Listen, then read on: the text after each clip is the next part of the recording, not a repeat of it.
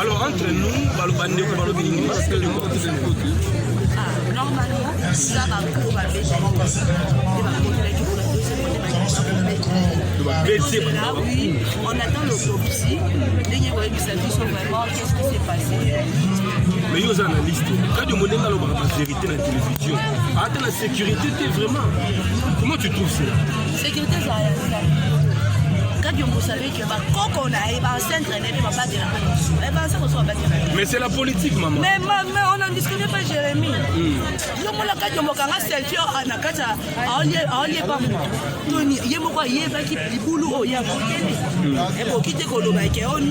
Nous sommes en insécurité, bien sûr. Nous lançons aussi l'appel à le séjour distinct. C'est l'ère maintenant. Il y a qui est communicateur. Parce qu'aujourd'hui, Joël Kidengaza la Makala. Pour vider Chimanga Kanisa. Le l'opposition Joël Kidengaza aussi problème dans Makala. Et vous en avez vider Chimanga. Conseiller chef de l'État. Oui. Tout ce que Makamo. On est politique à la nation. On nous incite à tout. Non, les politiques sont comme il y avait intérêt. Il faut au moins un oui. Il faut protéger nos enfants.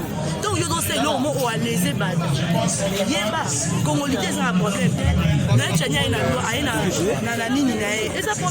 c'est que la démocratie, il y a une démocratie. Oui, quatrième pouvoir, et comme il a c'est ça la démocratie. Quatrième pouvoir de démocratie est côté. Dans sens nous tous on sait. Le lot pour les arabes, on le la politique à Banda pour Banga. Mais le lot c'est comment le la politique, la chaîne YouTube c'est comme il y a politique. Mais le temps à 80 qui sont vraiment au coup d'année pensable donc c'est un moto que c'est vraiment ande mon avis sur cas du bossa qui nous sale pour la partie politique sur volonté. Au tika ko ba bon. Asa qui pour na ko éveiller. Et ça ande ba tumsulu ba mona ka que non ah muto lo ba bien bon. Donc tout c'est vraiment mais merci beaucoup mais l'homme qui a même perdre de rôle parce que à Bundeli Mboka c'est un bibliothèque qui est parti. Voilà. C'est un bibliothèque. Ils a perdu une bibliothèque Makambo Itali théâtre za bibliothèque mais Makambo Itali politique. C'est vraiment triste. Tobungu signe de Konabiso, comédien, l'obélabiso, membre politique, à ça, politique pour la moutouté. Taba journaliste, toye, awa, toye, kolanda, toye, a couffelé vraiment nini. Acteur politique, taba ça la émission politique. YouTube, les cas de télévision, abalé pour ça la analyse politique. C'est abalé qui il analyse les acteurs politiques. Il parlait de Kabila, il parlait de Lamuka, il parlait de Katumbi, il parlait de tout le monde. On ça analyse sur éléments politiques, plutôt articles politiques. Il y a Vanda à chaque analyse dans la chaîne YouTube. Mais il était toujours comédien. Quand il s'agit d'analyse politique, la chaîne Naïm. Voilà. Il y a un acteur politique. Peut-être qu'il y a une mission politique. Parce qu'à l'époque, à Salarapé, à Postilara, la députation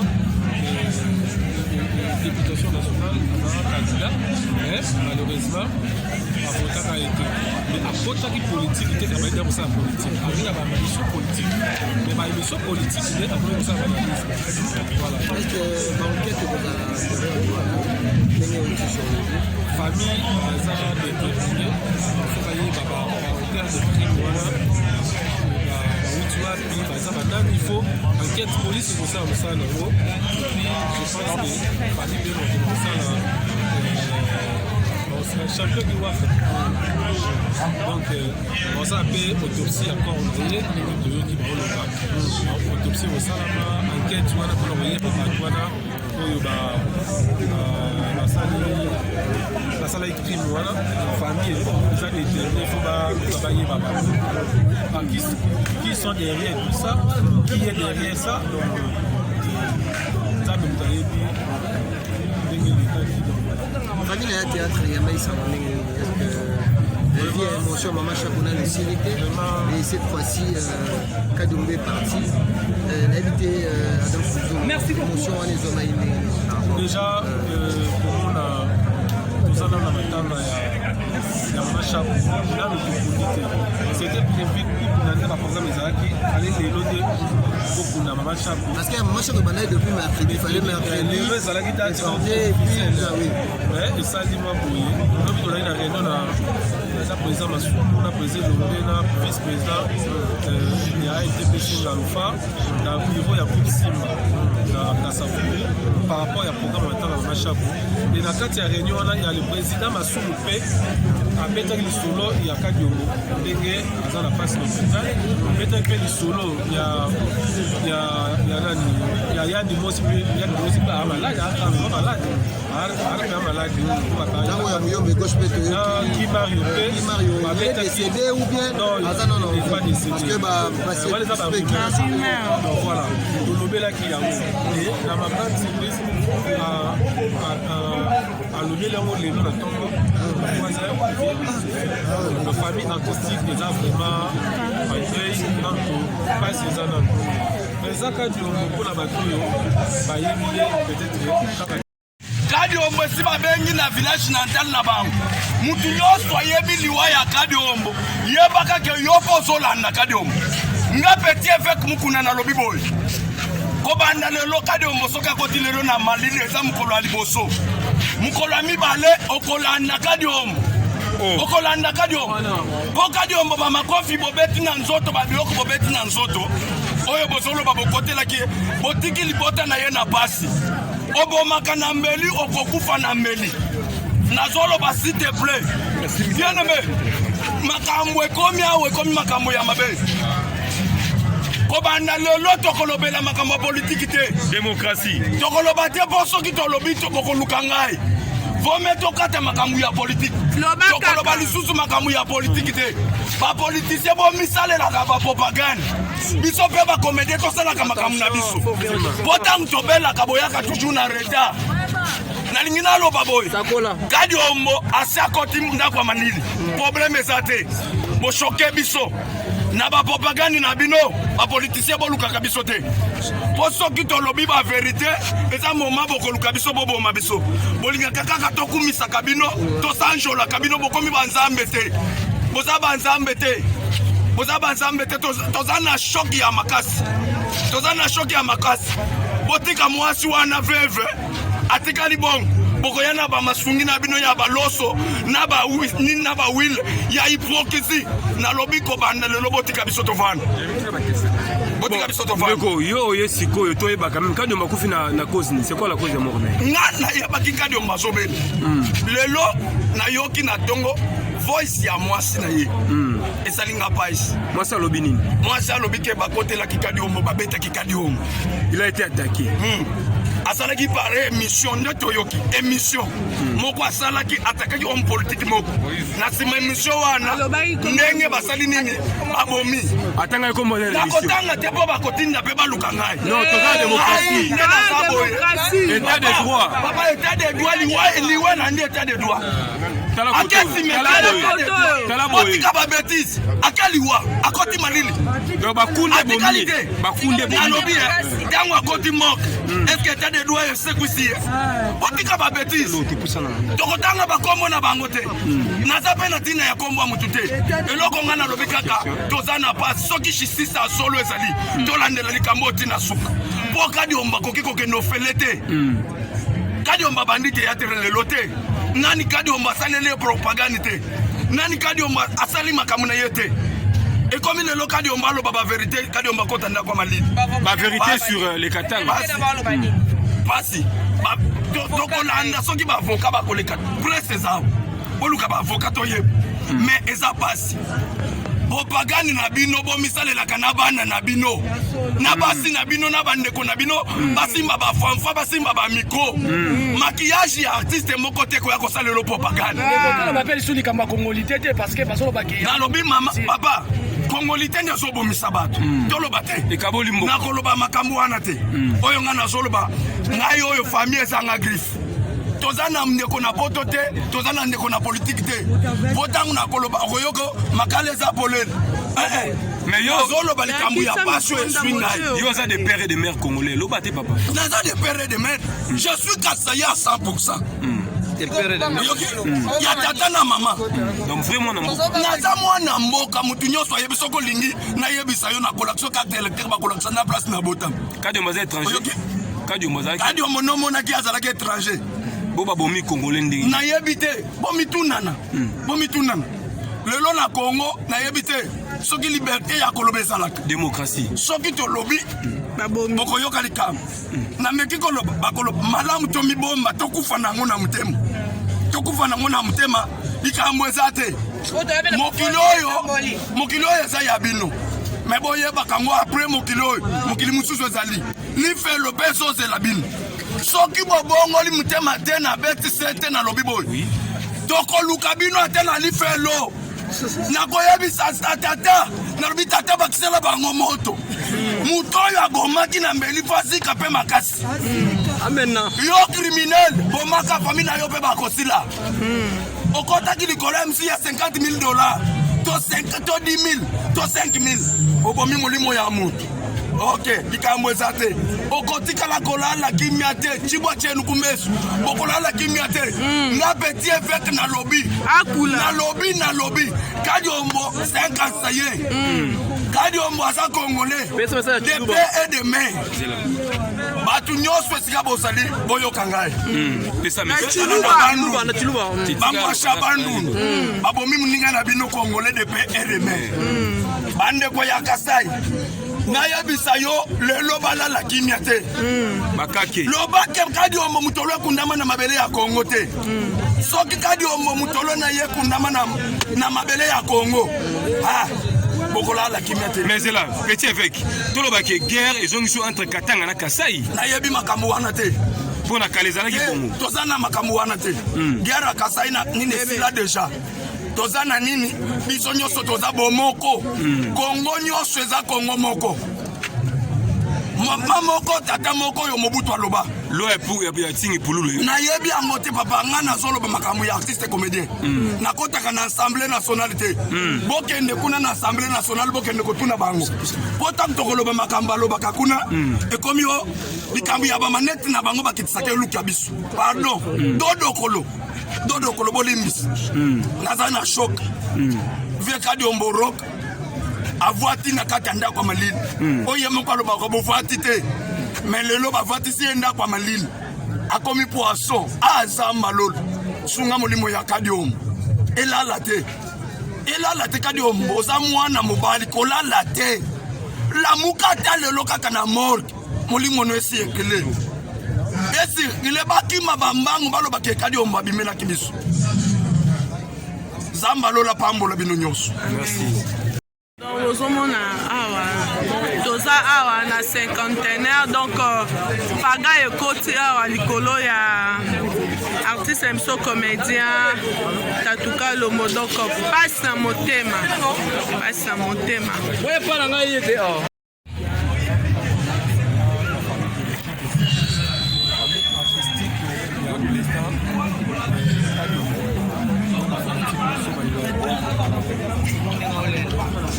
soki tolobi fo bakanela yo soki tolobi o tokufunda ye merci boganye bozwi déjà molimo ya Kadiombo bokotise mabele bozwi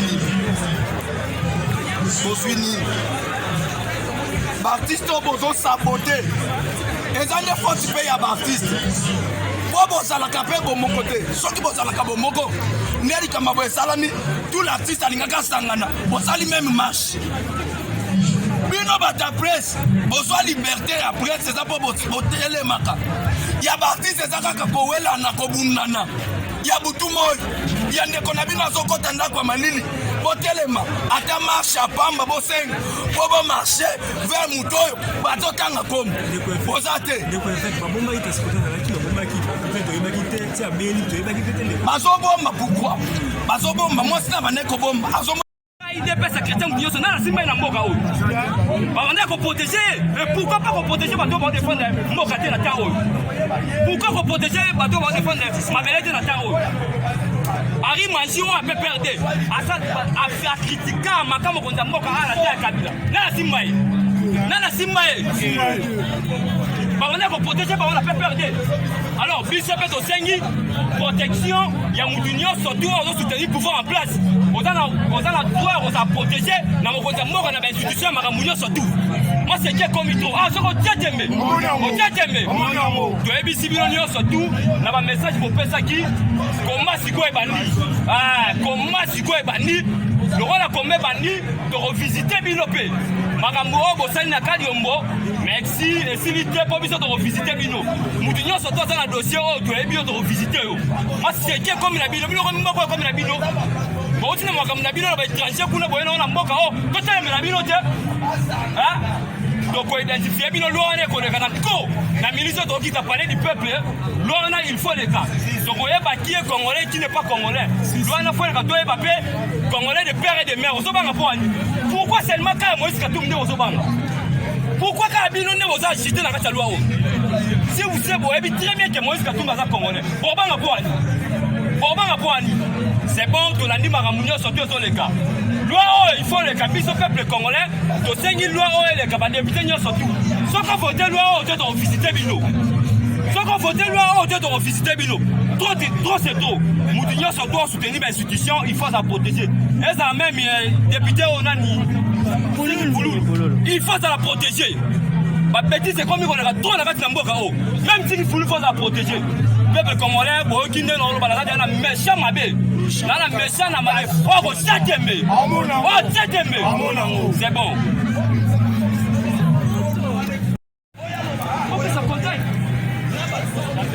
dans le monde politique il faut aller soko moi c'est que ça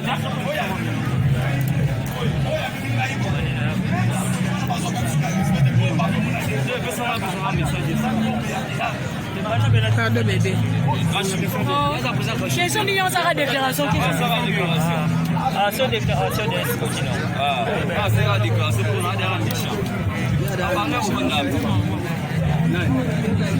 Matadi Kibala. Leka Matadi Kibala. Mama Fusa. Leka Matadi Kibala. Mais bio là il est pas là. Ah dans ça politique force à aller soko. Parce que ça trop. Parce que ça trop. Bien le resate beaucoup de relation au calme. À ma grande surprise, BSR a béni sur les autorités, a béni à Koufine, de Komaïwana, de récupérer corps. De Yébotiga, la morgue à cinquantenaire. S'il y a d'autres choses à faire, la grande fois de Bazo, le Yamaramwana, je ne sais pas. Soyez Mamsou, c'est dans la Simana.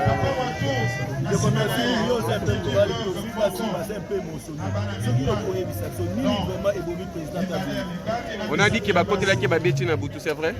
Bon, bah côté la raille, bah Ibaray, bah matériel, soit ça la émission. Et après quelques jours, on se sentir un peu malaise. Il est à l'hôpital. Bon, et résident à l'hôpital, la possession n'a pas la côté. Parce qu'il y a un énorme sous bazar pour tout le monde. Bazar habilité à voyer bah résultat. C'est un peu ça. Assez parce qu'on a fait poison, Kazaki empoisonné. On a le but. Voilà, on l'a évité. Parce que ma grand frère est informé en entier. On est mis colo temps on prend na parents de toyeba so les dit à quoi jusqu'à présent toyebi na elo a kufeli. Mais on ne bolobi quand net tout le monde on peut dans les réseaux sociaux.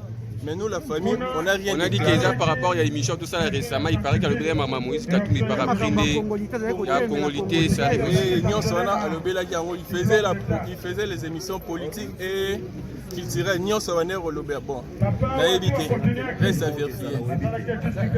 Ce qui est au Sénat, banquette Salama, la famille s'est décidé à ça, banquette et puis pour retrouver le responsable et à mon avis. C'est un peu ça ce que je peux dire. Je n'ai pas d'autres mots à ajouter. Merci. Adresse. Résidence résidence n'a été. Place matin les avoués après. Il faut famille fanda et place nini baocha matanga. Vous serez communiqué même dans les réseaux sociaux. Merci. Bon, l'émission on a ça donc en tout cas et à son âme Nzambe yeko ayebi na ba hauteur à ba crime wana soki bazali Nzambe yeko ayebi nde na kozongisa yo na samba ba kwenda na ba plateforme de toza na morgue ya cinquantenaire papa Kadiongo akufi tokotisi tore na ye na yango tomoni eyeleka bato bakosepose bakeso pourquoi kaka pourquoi kaka mamoko pourquoi kaka non toza na eloko ya koloba te devant la mort nzambe moto ayebi ndenge lisaka bongo esalamaka ndenge eyaka nzambe tokundi mama chaque te c'était prévu tokunda ye kutu lelo na programme échangeni ekomeli lelo oyo ya biso moko aza na kinoise wana mama chako lelo toye kotina lisusu eza kadi awa na cinquantenaire donc ezosala mpena mpasi na bandeko oyo bazosala biso oya vouloir biso te c'est la mort donc lelo na boloba yango. Voilà, Adam Souzolo, s'il faut ajouter un mot de plus par rapport à la disparition de bon, là, je ne sais pas commenter parce que les affaires politiques, il faut que vraiment le niveau de la politique. Tellement dans un CVT, dans mon activité, menace, dans mon activité, menace, dans le baquet. Oui, réellement, il y a des cas de Mazalaki menacé. Si j'étais menacé de Tozoyo Kayamo, en tout cas, ça fait tellement mal. Atiki, Bananae, Bazana, le jeu, voici Naye, Aza et Kosolable. Donc, ça fait tellement mal. Mais si réellement, vraiment, des balles, les politique, les politique, il y a un menace qui est, à côté de la dame, qui va mettre. Donc, on a la papa net papa de tailler jusqu'à ce que les mémiers dans l'Iwa c'est que les alaki